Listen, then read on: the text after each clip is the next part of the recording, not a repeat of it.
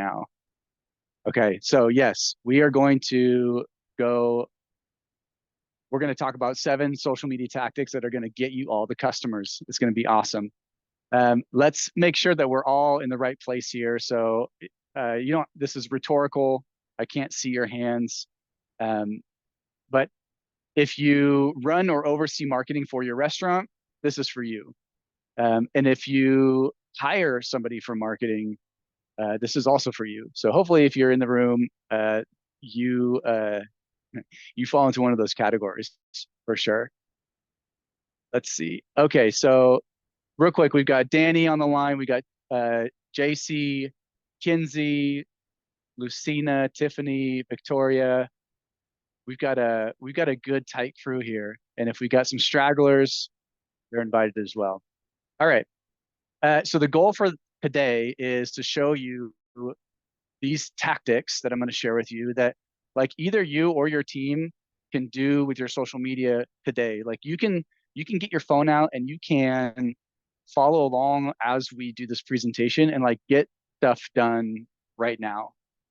That's going to help you to get your guests to come back for more and more and make your online presence super, super strong. So I encourage you to do that to make this like a working session. I'm going to get very tactical with you as much as I can so that you leave this presentation feeling like you know exactly what to do as opposed to just like some theory that we talk about and then you are wondering like, well, what now? How do I actually do what we talked about? So we'll get tactical here. Um, if you do stay to the end, I'm going to give you some free gifts. So one of those gifts is a social media checklist. Part of the challenge with running and managing social media is just staying on top of all the stuff. And so having a checklist and making sure that you've got all your ducks in a row and you've got all the things getting done each week is super helpful. So I'm going to give that to you. And if you stay to the end, you get a free download there. And then the second thing I'm going to give you, if you can make it with me all the way to the end, I know it's long, is we built a tool that's in beta. It's in a private beta right now, called Review Assist, and so it's specifically designed to help you respond to your Google reviews using AI. So we have responded to, I kid you not, hundreds of thousands of reviews over the years. We very much know what works best and what doesn't. We have trained our own AI model to produce review responses that are like the way that we would do it. So it's in a beta test. It's free to use while it's in beta. And so if you're interested in that, you can get access or get on the waiting list. Okay. And yes, if you do have questions throughout this, put them in the chat. I've got the Q&A open. Hopefully I see them and I'm happy to stop and pause on a topic and answer the questions, or we can save them to the end. It's up to you. Okay, so yes, my name is Mark Sorensen. I am the founder and CEO of Social High Rise. Like Ed said, we manage social media for restaurants specifically. We've been doing this for 12 years. Um, we love the restaurant industry. We love social media. We're very passionate about both. And so what I love about Social High Rise is we have a very good team. And then we have a lot of restaurant clients that are small business owners predominantly. So it is our laboratory of sorts where we get to spend our time testing and trying and proving out different ideas and tactics and ways to engage through our clients and learn a lot. So we have learned. I tell you, we've learned a lot. I'll just tell you that much. And so I am excited to share with you much of the things that we have learned to hopefully spare you the scars from and the time and the money from having to learn the lessons yourself. So everything that I'm going to be sharing with you are exactly what we would do if we were at the helm. And so we want you to have that same knowledge so that you can do the same thing. Okay, let's do this. Let's do this. Let's do this. But first, I want to make sure that we are operating off of the same like playbook. So let's talk about social media and make sure we agree on some stuff. So number one, your most profitable customers are on social media, full stop. That's just how it works. If you think of like the 80-20 rule, that very much similar applies to restaurants as well, in that 65% of your revenue likely comes from the top 25% of your loyal customers. And so, who are these 25%? They're your regulars. They are your, they're your most loyal fans. They're the ones that you know who they are. You recognize their faces. You know their names. You know their kids. Like that's who is generating the lion's share of your revenue as a restaurant. So this is a very, very important group. And it turns out these are the same people who follow you on Facebook and like your page on Instagram. They're the ones who write great reviews for you on Yelp and on Google and TripAdvisor. They are the ones who are going to bat for you to defend your reputation online if they need to. So that's who these folks are. So it's important to know that like when you're talking on social media, you are talking to your best guests. That is your audience for the most part. Yes, you can get people who are not uh, necessarily your customers. You can get in front of new folks, but for the most part, you're talking to your very best customers who already know who you are. And when you do talk to them, you can influence them to purchase more often. That's just how it works. It works like that because guess what? 78% of purchase decisions are influenced by social media content.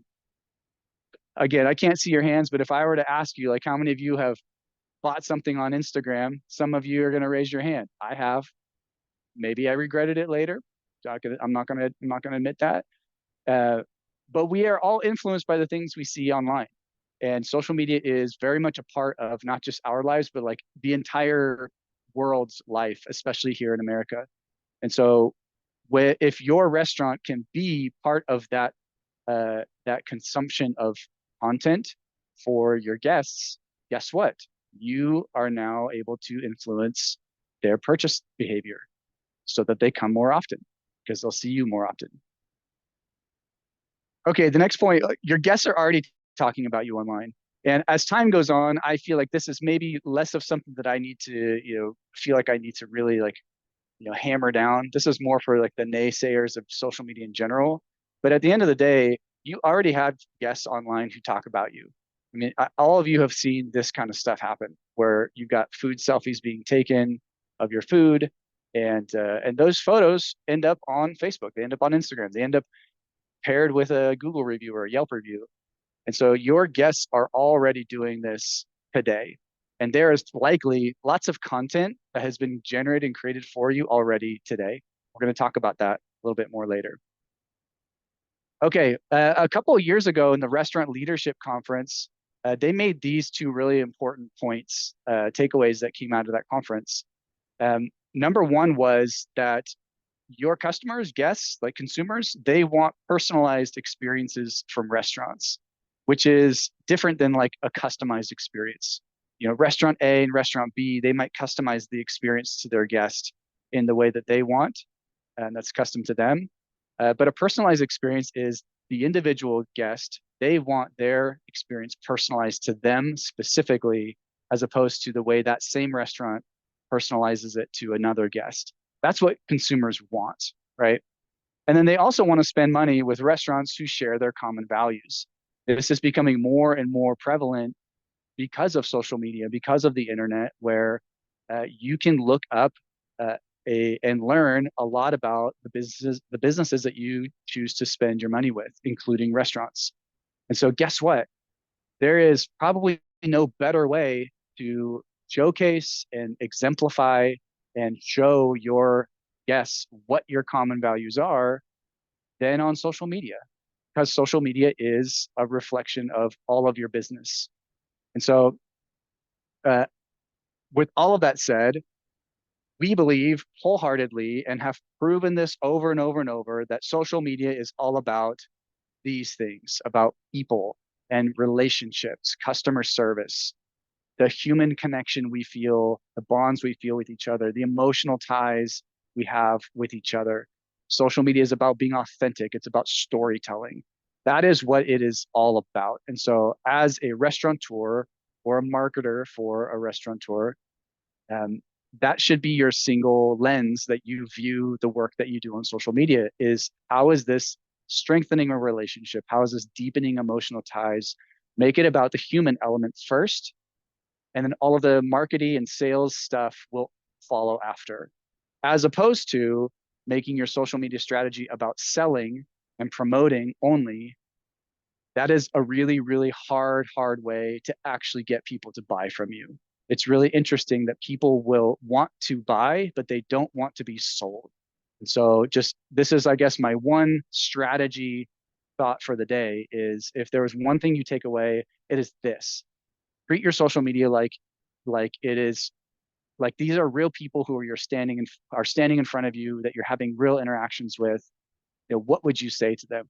And think about what they would want to hear from you. And I promise you, the answer to that question is not they just want to hear more about your weekly specials, because that's not the answer. That's not why they're there. They are there to follow your story. They're there because they like you. They like your people. They like your food, yes, but they like what you stand for. They like feelings that they get. They like bringing their family and having experiences and celebrating in your restaurant. That's like why they follow you on social media.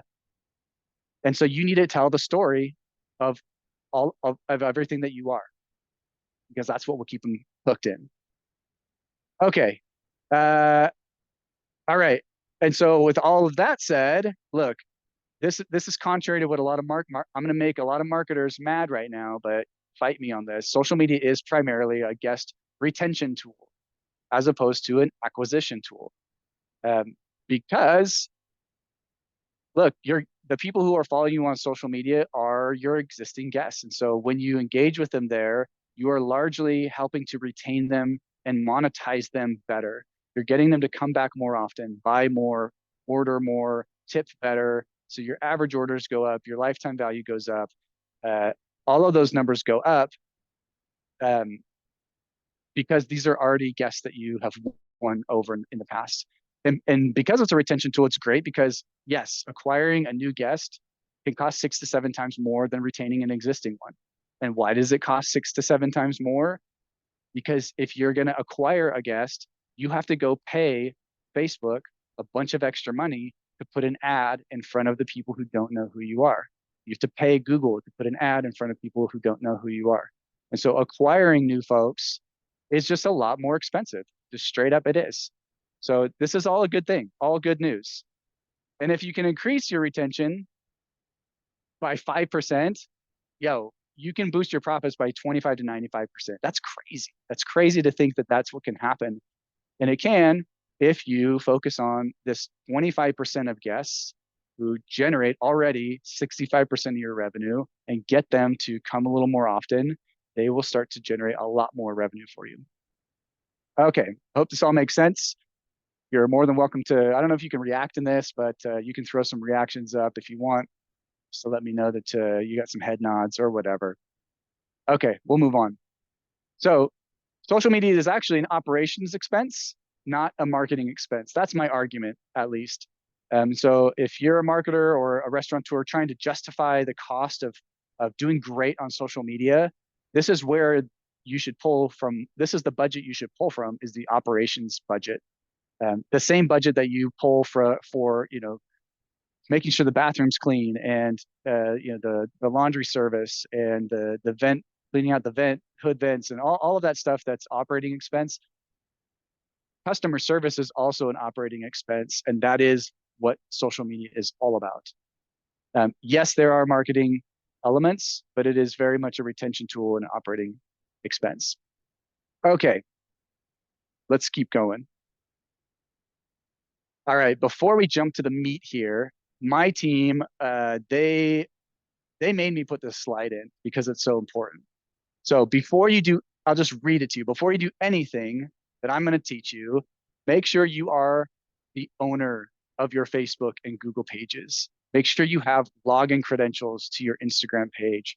Make sure that it's connected to your cell phone number, not your general manager, not your bartender, not your server, not the intern that showed up for the summer and wanted to do your social media, not your son or your daughter or your cousin who's learning about this in college. Don't let anybody but you be the owner of your pages. Otherwise, at some point in time, you are going to lose access to these pages, which is really tough to deal with. And sometimes you have to start from scratch. So if you have access, great. make sure you have ownership access. Make sure that you are the administrator to these pages first, that it's your number associated, etc. Okay. All right. Now my account management team will be pleased to know that I let you know that. Okay. Now look, in an ideal world, yeah, we're doing all the stuff. We're updating our hours and our menus anytime they change on Google and Yelp. We're posting 2 to 3 times per week regularly on Facebook and on Instagram, like week in and week out consistently. We're engaging with our guests online. We're responding to their comments, fielding their questions. We're doing all this stuff ideally. The reality is, for restaurant owners, holy crap, you are the hardest working, busiest people on the planet. And so there is never enough time. Social media never sleeps. You get it done, you post, and then you have to do it again tomorrow or do it again next week. And sometimes you run out of ideas and you don't really know exactly what to do next, because there's no playbook. So these are real challenges that plague many restaurant owners, even the best. But don't worry, because look, I'm going to show you that your customers are already talking about you. You just need to know where to look. Your content for many of you has already been created. You just need to know where to find it. And for those who really struggle, there's actually an easy button that you can push to get this stuff done. Okay, so here's how the rest of this is going to go.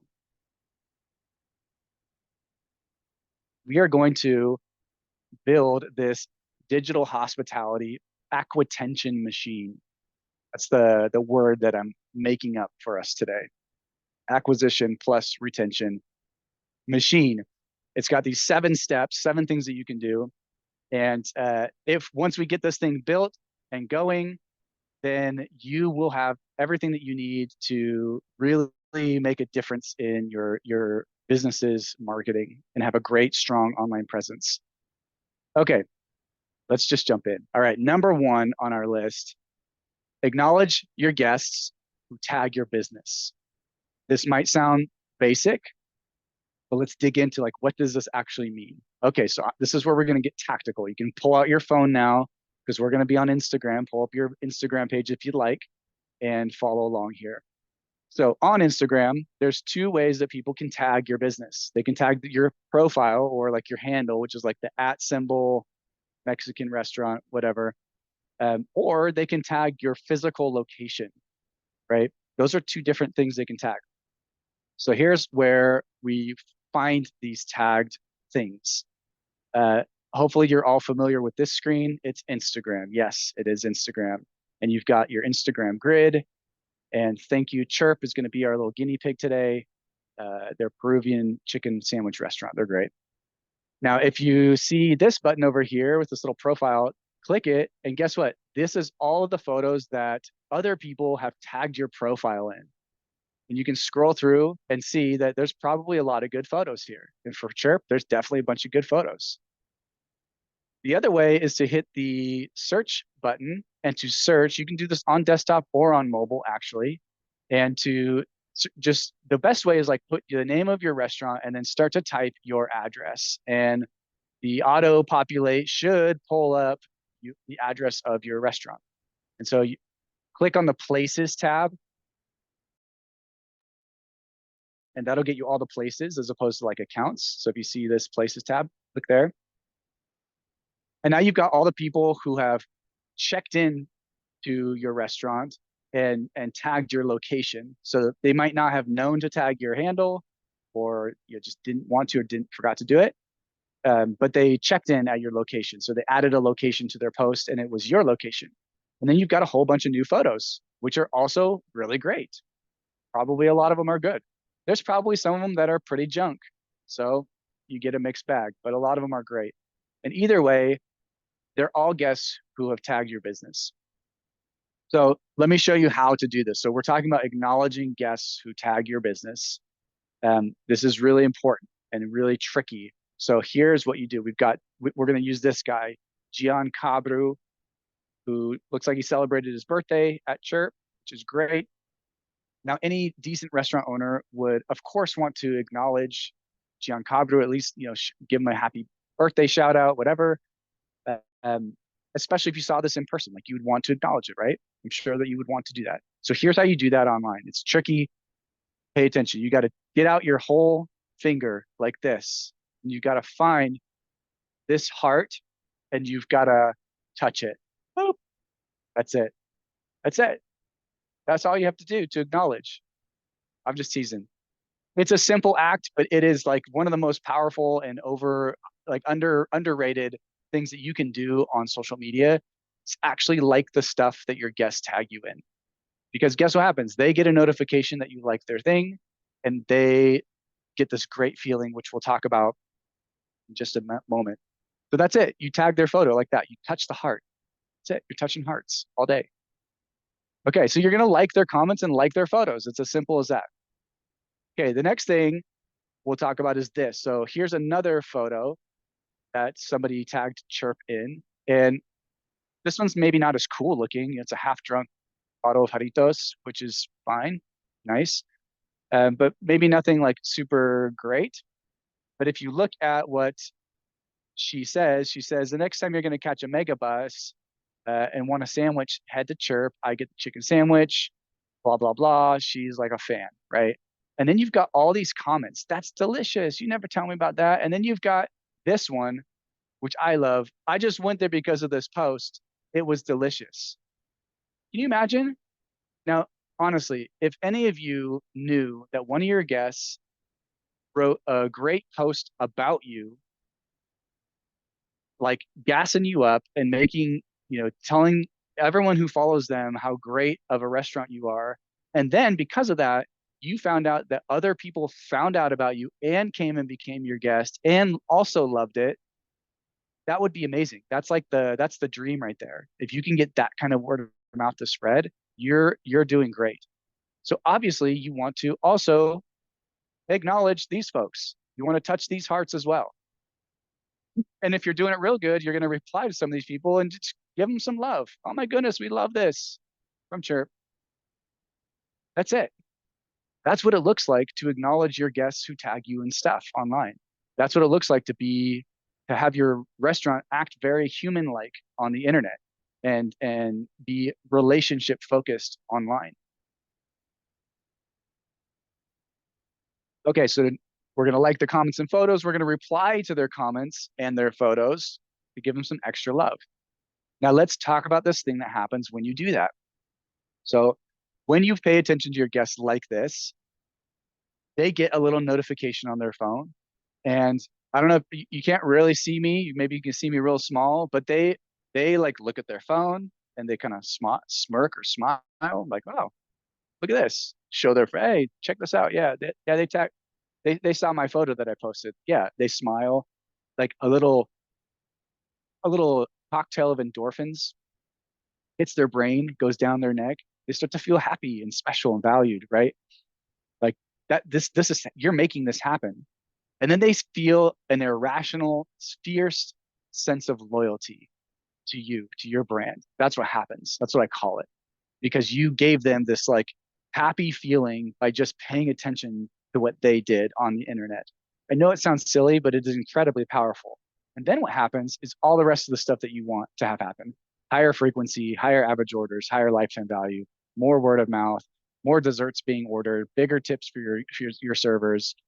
This is how human behavior works, folks. This is what people will do when they feel like you have valued them online. They will value you back by giving you actual money value, right? That's how it works.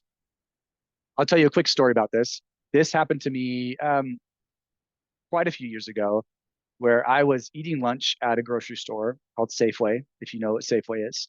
And they had a $5 special for a sandwich, drink, and chips. And I had $5, and I was happy about that. So I ordered my sandwich, and it wasn't gross.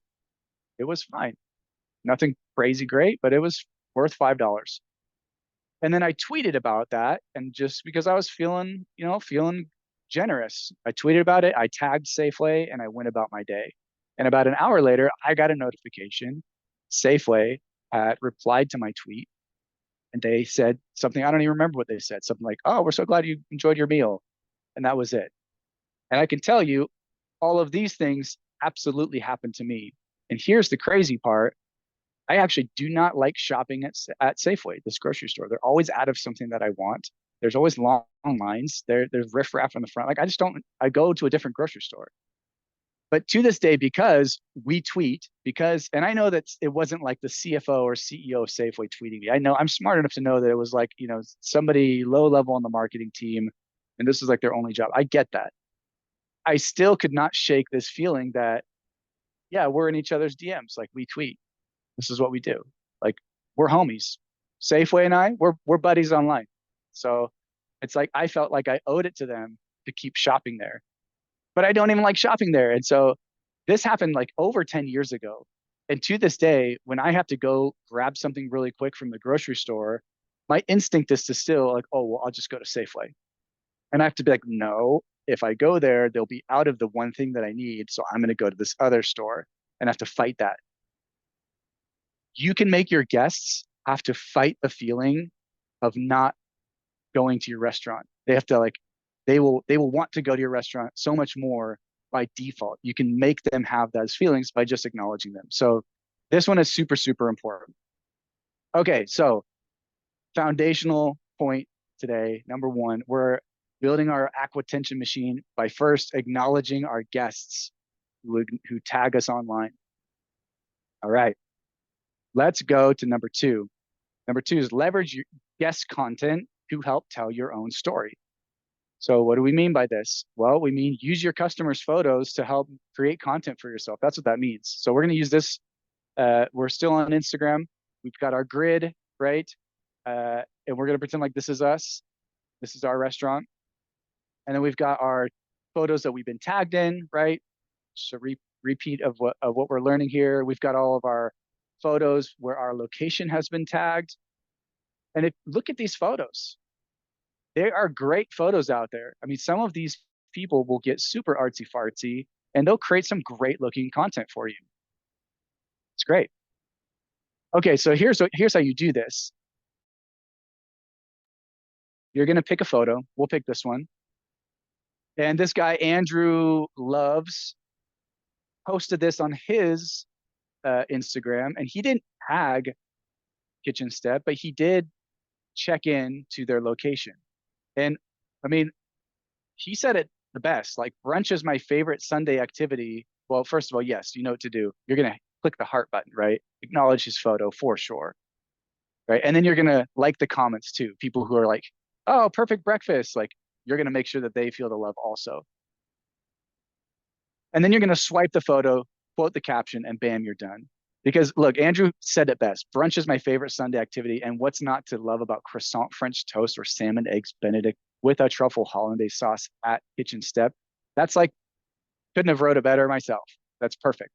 So don't try to write it better. Just swipe it all, make sure to tag him, and then now you've got a great story to post on your page that actually Andrew put together. And all you did was just pull it, swipe it, and you're good to go. Um, before I move on, some of you might be thinking, oh, well, Mark, what is the legality of taking these photos and what's the ramifications of using someone's content? Like what kind of permissions do I need? I get it. I get it. Nobody wants to get sued. Here's the reality.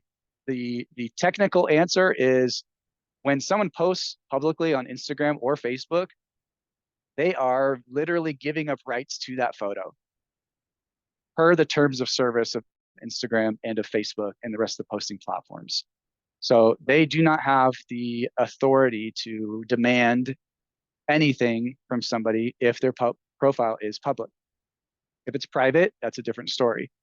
But most of people's profiles are public. So you can absolutely use their content and you should absolutely give them credit because look, at the end of the day, almost everyone out there, they want to be seen. They want to be heard. They're literally telling a story about you as the restaurant to the public. Of course they want you to pay attention. Of course they want some acknowledgement. And if you use their content and then give them credit, you've now given them like an even bigger spotlight to feel good about themselves in the world. So yes, absolutely give them credit, tag them, and they will feel all those feelings. And then they'll probably be inspired to go and create more content about your restaurant. Maybe tag you even more, try to get it's interesting. We see people like almost like they're trying to be noticed more and more and more because that one endorphin hit they got when they did get noticed the first time. Okay, and you can get these photos all over the internet. It's not just Instagram, Facebook, Yelp, Google, TripAdvisor, anywhere that your guests are writing reviews about you, talking about you, you can find content that they have created that includes you in it. Okay, so that's how you're going to leverage your guest content. Is that helpful? Hopefully that's helpful. Okay. All right, we're getting there. We're acknowledging our guests, we're leveraging their content. Now let's get to number three, respond to customer reviews. Now, technically, this is not social media per se. This is very, very important and super critical when it comes to just your overall online presence and your commitment to customer service. So let's get into it. First of all, why should you do this? Why take the time to respond? Number one, holy crap, it's the right thing to do. Straight up. If you care about customer service, it's the right thing to do. If you don't care about customer service, you're probably in the wrong industry. Just saying. So anyone who is in the hospitality industry, like restaurant, uh, knows that you have to have great customer service. And so responding to guest reviews is a part of that. I'm sure that all of you restaurant owners work really, really hard to make sure your team and your employees, your staff delivers good customer service, treats the customers right inside the restaurant. I assume that you do. I hope that you do. You better. Responding to reviews online is no different. And the way that you respond to them should be more or less the same way you'd respond to somebody if they said those words to your face, right? The second thing is reason why this is like in your best interest is that it increases your star rating. At least it gives you the opportunity to influence your star rating for the better. It's no guarantee. You can't force people to change their review or write certain reviews or give certain stars. But if you think about it, if you respond, and we see this every single day, if you respond nicely to a 3-star reviewer, it is not unheard of that they will change their review to 4 stars or 5 stars. And that's great for your overall reputation. The third reason, and this one is one that many of you probably have not thought about, is that responding to customer reviews online, this accounts for 16% of your overall local SEO rate ranking. We're going to talk more about this in just a moment, but essentially your ability to be found on Google Maps specifically, because Google is the king of searches, depends on whether or not you respond to reviews. So if you want to be on the map when somebody is hungry and searching for restaurants near me or Latin food near me, if you want to be an option, then you need to have strong local SEO. And 16% of your ability to be found, it comes from whether or not you respond to your reviews. And yes, 16% is actually huge. There's a lot of other signals that Google uses to decide which restaurants get the preference, but reviews is a huge one. So you definitely should be doing it. Okay, respond to your positive reviews.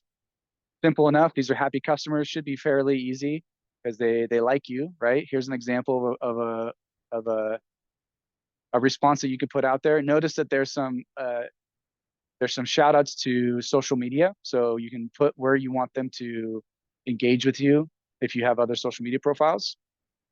And what happens when you do is you get responses like this. Thank you so much for responding to me personally. Me and my family love you even more. Thank you for many years of delicious food. That's like a 5-star going to like a 10-star, right? They love you even more. I love that. So awesome. So you can take these happy, loyal guests and bring them like over the moon, excited, enthusiastic about you. Also respond to negative reviews, right? Both positive and negative and everything in between, right? So in this case, someone wrote a bad review and the restaurant reached out and said, look, you should go reach out to DoorDash for a refund because this was on them, is what this response was. And the guest came back and said, I removed the review as I don't want you losing more business in these tough times. Look, folks, like most people are human at the core. They are not these sadistic tyrants who just want to ruin your life only. Like they are humans who go through good times and bad times and get drunk and write stupid stuff and get offended at things they shouldn't. But for the most part, they will see reason if you just, let them sober up probably and just be reasonable with them. Most people, it doesn't always work, but it works more often than you probably want to believe. So you definitely should be doing it. Okay, so quick tips on all this. Respond definitely to both positive and negative reviews. Respond privately first if you can. Like on Yelp, you can respond privately or publicly or both. On Google, you can only respond publicly. So do it privately first when you can, publicly if you need to. And just know that there are two different responses. For example, if you responded to a critical review on Yelp privately, you're going to get a better response in a private setting than if you were to do it publicly, because weird things happen in the public. Things can get out of hand.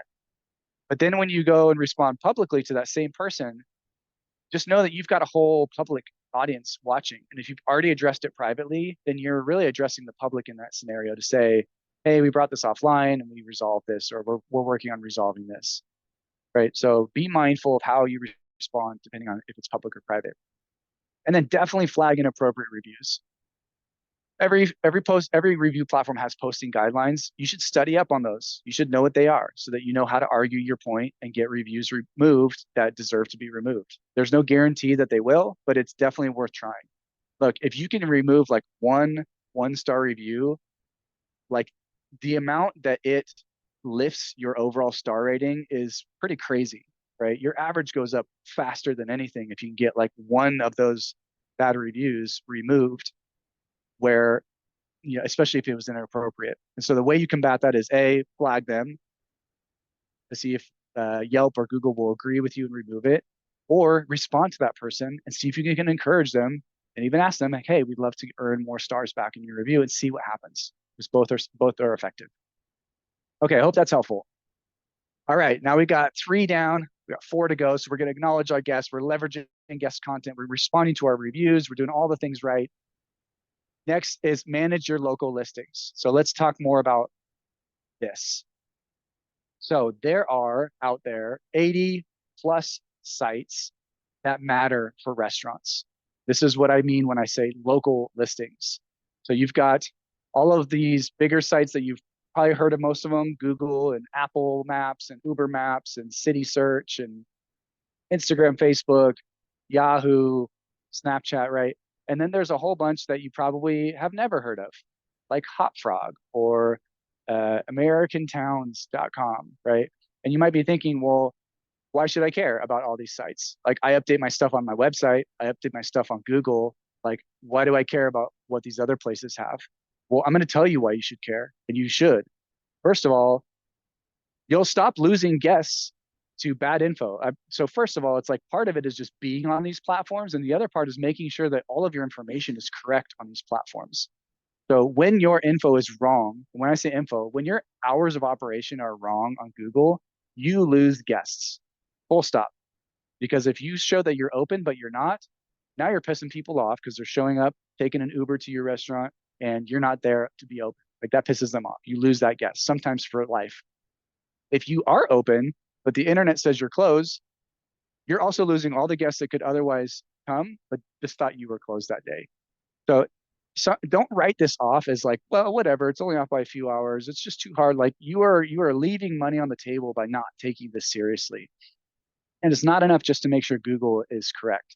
So you should care because you will stop losing guests. You also want to be found everywhere that someone can find you online, right? Like, some of these sites may not individually contribute a lot of eyeballs or visibility traffic to your restaurant, but in combination, they definitely can help to move the needle for sure.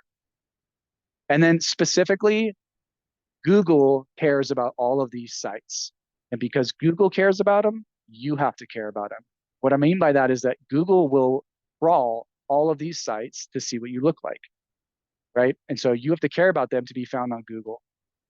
What Google is looking for when they crawl these sites is they're looking for restaurants to have like a robust presence. Like, they want to see that you are everywhere online, right? That's not just a website and a Google listing and a Facebook profile, but that you're everywhere, right? They can find you in lots of places. So they scan these sites regularly and they're looking for couple of things. They're looking for consistency in your business name, your address, your phone number, the menu you have posted, your hours of operation, your amenities. All of these things are data points that Google is looking for to see how consistent and managed and accurate all of them are to each other.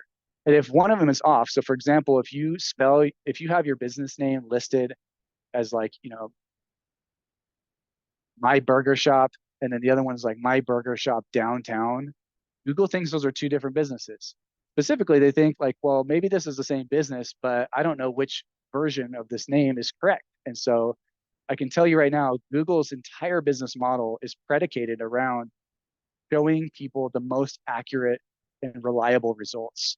And if your restaurant is proving to Google that you are not that reliable or your information's not reliable, guess what? They just don't show you as much. It's easy for them. They just say, well, we don't know, so we'll just skip on that one and we'll prioritize these other restaurants where they do have a robust presence. Everything is accurate. They're also looking for fresh data. So it's not enough to just to update these things one time.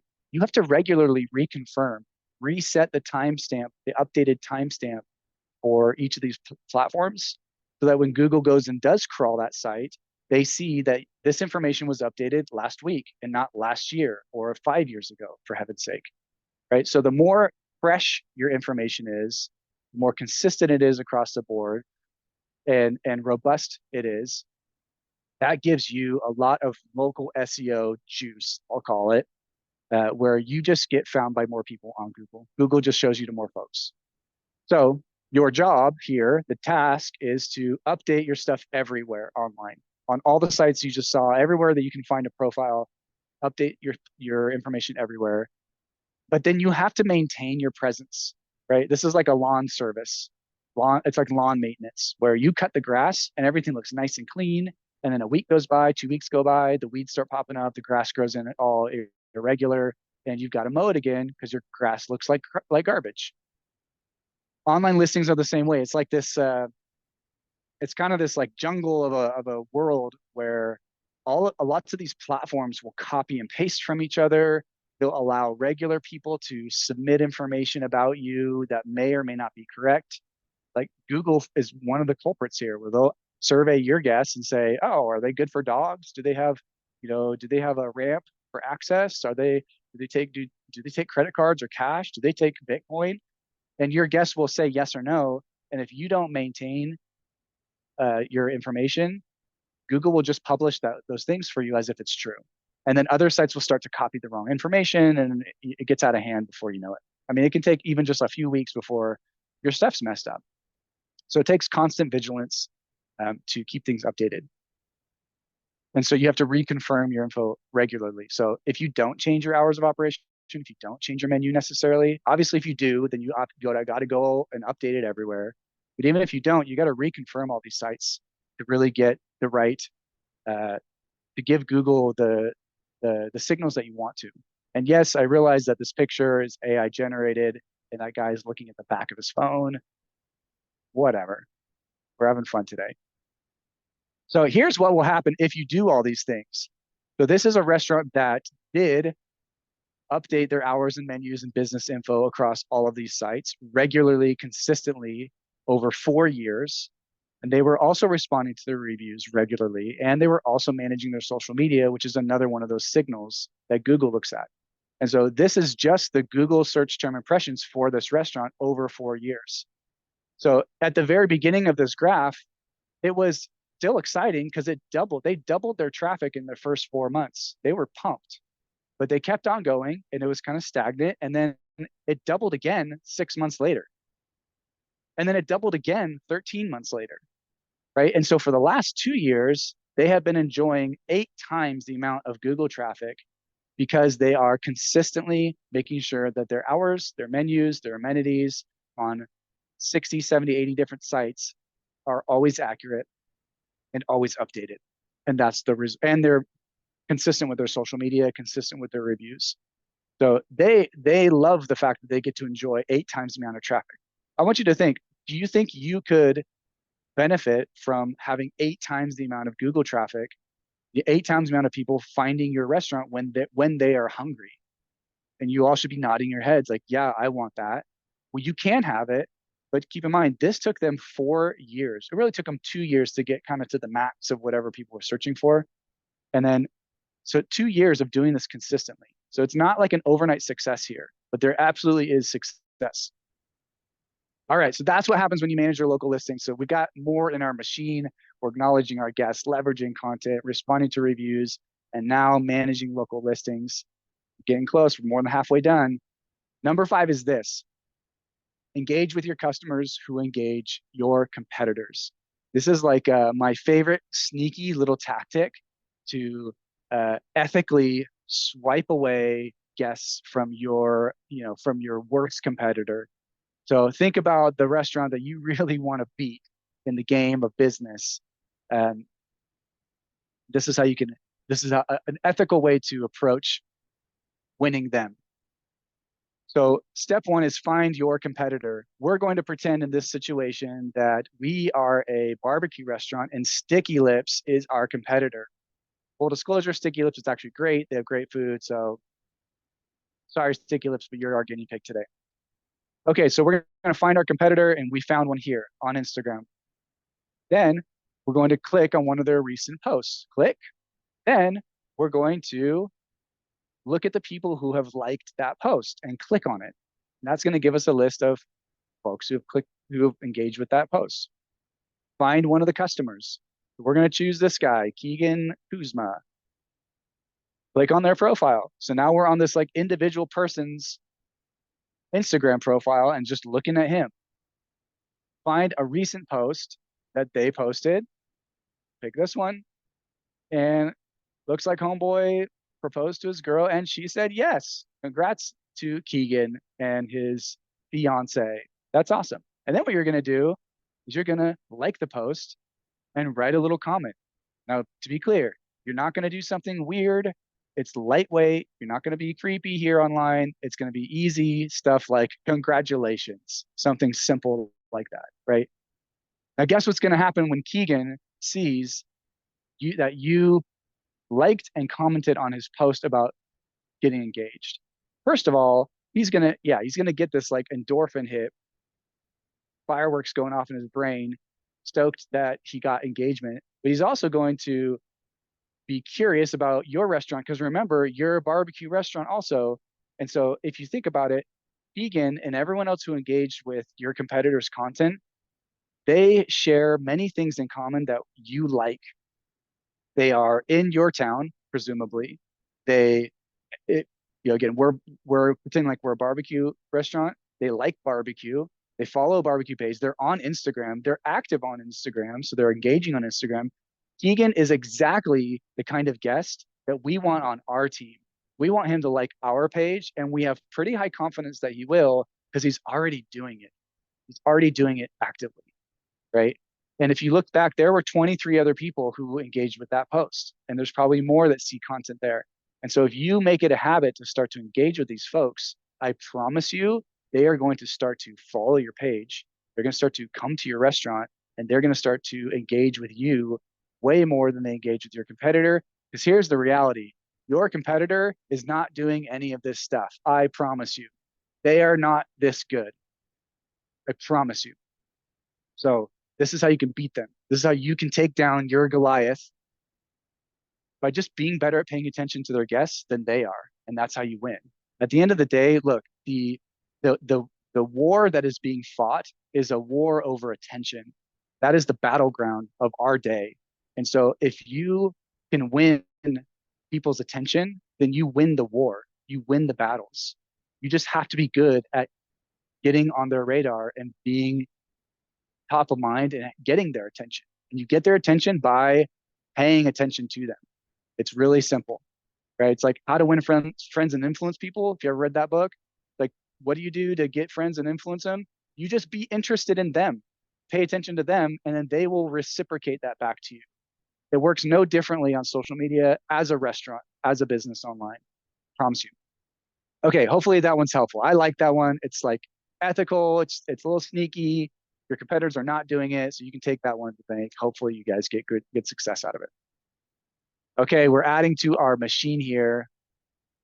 We're engaging our competitor guests now, and we've got two more steps before we wrap this thing up, and then we're going to take some questions. So if you have questions, like start thinking about them. You can put them in the chat right now to get them prepped, and we'll get there. Okay, number 6 is this one, a done for you service. So look, all of these things I'm talking to you about, this stuff is way too important to not do. And so you should go hire somebody if you don't have time. If this is not your, if you just don't have the time in the day to do all these things, hire somebody. If you don't have anyone else to delegate it to, if it's just not in your wheelhouse, you just don't like this world of social media, which is totally fine if that's the case, because social media is not for everybody. Like some people are naturally good and like it, some people aren't. And many restaurant owners and even some marketers don't necessarily enjoy the work, but you can't not do it. You're leaving too much on the table. So hire an ad agency, find somebody local that you can hire, get a PR firm involved, hire social high rise, like do something, but you can't just not do anything, right? Especially now that you know better, you can't not go and make sure that stuff gets done. Hopefully you get this stuff done just yourself if you have the time. But if you don't, you can't let no time, no one's on my team, it's not my, you can't let those things be excuses for why you can't be successful on the internet. Like it would be irresponsible to leave that money on the table. It'd be irresponsible to your team, to your family, to your business. Like you just have to get it done. And that's the easy button because then these folks, whoever you hire, they will do the job, right? Provided that they know what they're doing. Okay. So that's the simple number 6 is get it done for you service if you just don't have the bandwidth to get this done yourself.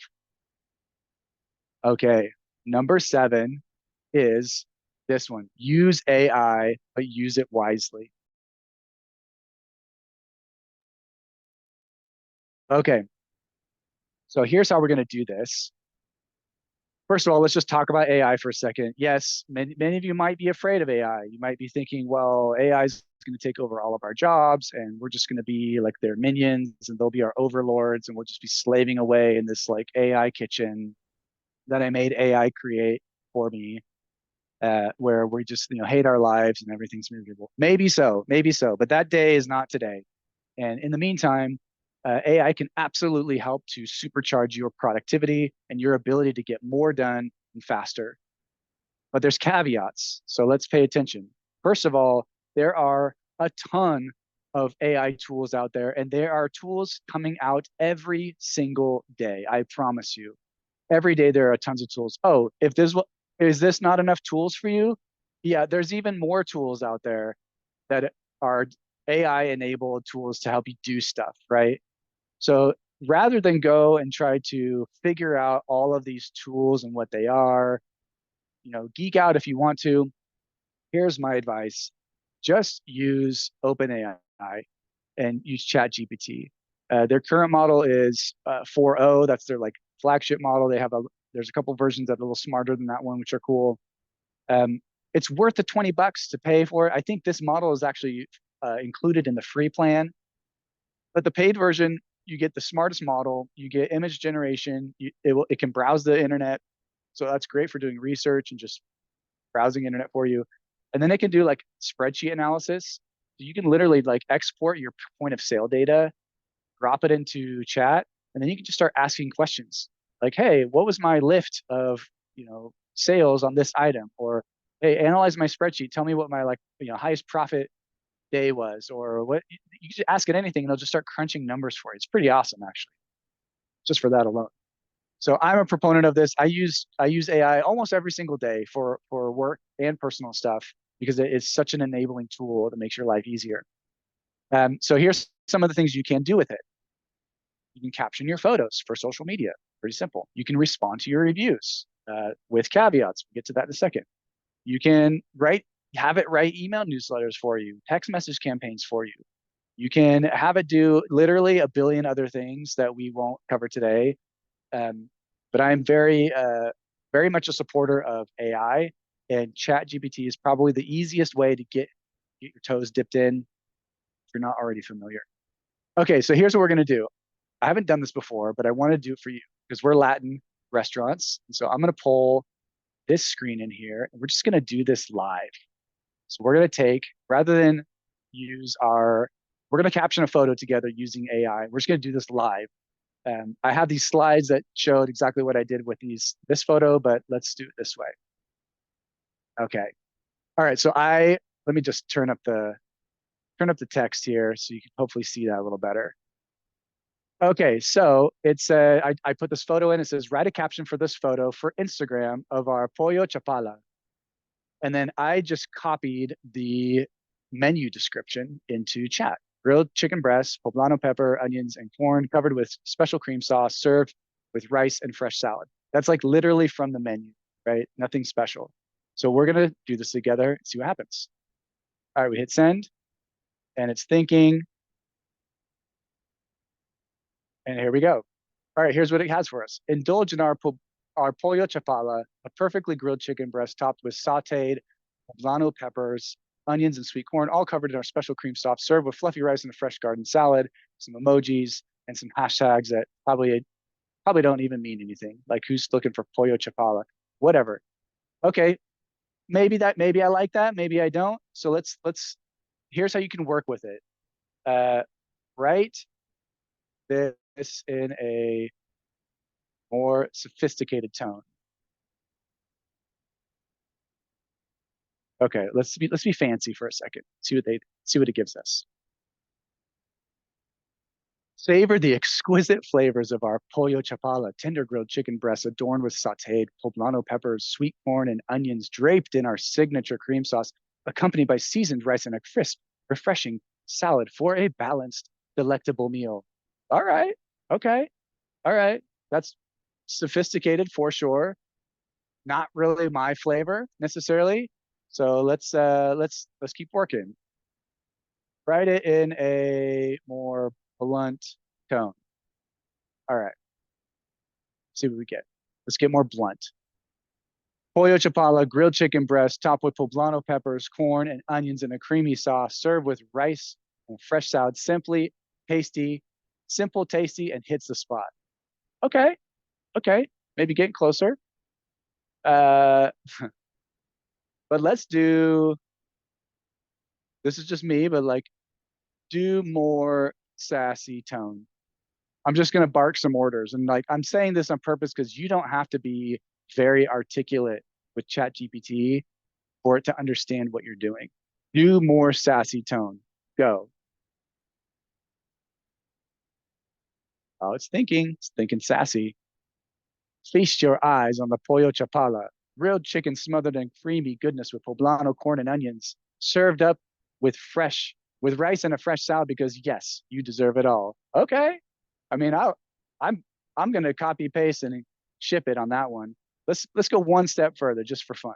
Let's do write it with 2 to 3 Spanish words. Whoops, type here.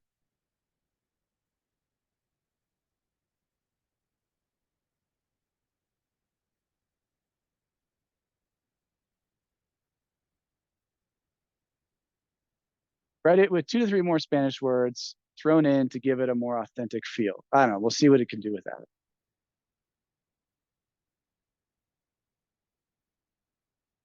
Oh, sometimes it'll give us two versions. All right, let's look at both. Get ready for the pollo chapala, perfectly grilled pechuga topped with creamy goodness, loaded with poblano, maize, and onions, served with arroz and a fresh salad. Porque sí, you deserve it. All right, I kind of like that ending.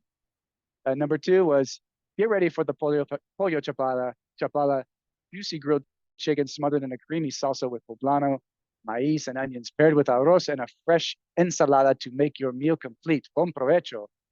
All right. I like that. That's has some good Latin flair. I can't see you, but you better be right in your heads because that one's pretty good. All right. I'm going to say I prefer this response just for fun. Okay. So that is how easy it can be to use chat to write captions about your stuff. Like you don't have to be a rocket scientist. You can just bark stuff at it. And it knows Spanish, by the way. So you can type in Spanish and say, here's what I want to say, do it in English. Okay. All right. Here's the words of caution for AI. ChatGPT can and it will get things wrong. I promise you. You cannot just assume that it's right without checking it first. This happens to me often where I get lazy and it will write some stuff and I will not proofread it and I'll just like not necessarily social media stuff, but just personally. And then later I find out, oh, it like forgot some of these details or it somehow switched this thing or this language is just really off for whatever. So you definitely have to check it. Um, these models have been trained to learn from good examples and bad examples alike, especially when it comes to customer reviews. So yes, you can use chat to respond to your reviews. My experience has been that the output of those review responses is often what I call a little cross-eyed. It's like not exactly human believable that a human wrote that in reality. Like the word choice is a little too funky. Like, oh, we aim to make your experience better, or let's delve into this deeper, or we're very keen to please our cut. Like nobody talks like that. Like absolutely nobody talks like that. So you do have to work with AI to get a better response. So just be mindful. That's exactly why we created Review Assist so that you don't get cross-eyed responses, and you have a trained model. That's literally why we created that. Um, so you definitely have to proofread everything first. Any of you probably didn't notice that the picture here says Frankie's Bergiers. It's like not even right at all, but it looked good when you first looked at it, but it wasn't exactly, it was a little bit off. So AI will do that to you. It'll look pretty good, but it'll be a little off. So make sure that you are uh, not settling for a little bit off because you're probably not a little bit off. Okay, we've got our aqua tension machine built. We are going to acknowledge guests. We're going to leverage our guest content. We're going to respond to reviews. We're going to manage our local listings. We're going to engage with our competitor guests. That's like secret number 5 that I love. If we don't have somebody or we don't want to do this, don't have time, we're going to hire somebody. Then we're going to use AI wisely to help make ourselves more efficient. And that is our machine. That is it. You guys survived. You survived the gauntlet here. It looks like we kept everybody in the chat. So I'm glad you all made it to the end. This is how you can get your gift as promised. Here's your way. If you whip out your phone, scan this QR code, and you can fill out your info, and you'll get the checklist. If you are interested in being on the beta or the waiting list or review assist, you can say so, and you'll get that also. This has been my pleasure to talk to you all. And with that, we can absolutely open this up to questions.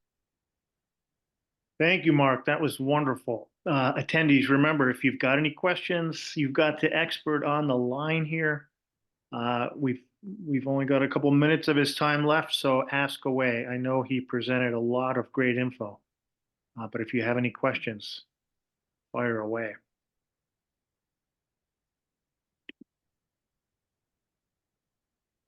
And if you don't, and it's clear as mud, that's okay too. But yes, I'm happy to answer questions. You're also free. You're welcome to email me later, and I'm happy to answer them then. But yeah, we'll let some awkward silence linger for a bit and see if any of you really want to jump in.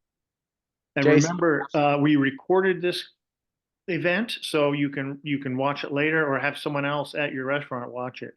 Mark, it looks like you do have a question there. Oh, it's just thank you. Yes. Yeah, thanks, JC. Great. Well, Mark, thank you very much for your time today and for your expertise. It's always a pleasure hearing from you.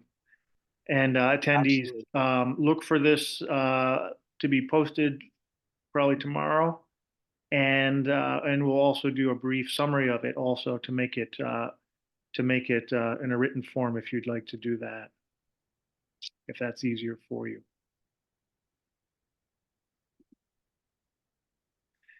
And with that, let's wrap it up. Mark, thank you. And attendees, if you're looking for a social media agency, You cannot do better than Social High Rise. We have worked with them, and they have worked with our readers for many years, and I know that they do the job very well.